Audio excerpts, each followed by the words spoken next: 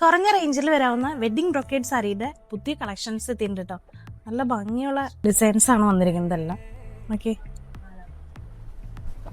പല്ല ഇതുപോലെ വരും. കോൺട്രാസ്റ്റ് ആയിട്ടുള്ള ബ്ലൗസ് ആണ് വരുന്നത്. വേണ്ട, ബ്ലൗസിന്റെ കയ്യിലൊക്കെ ഇത് ഇത്രയും വീതിയുള്ള ബോർഡറാണ് വരുന്നത്.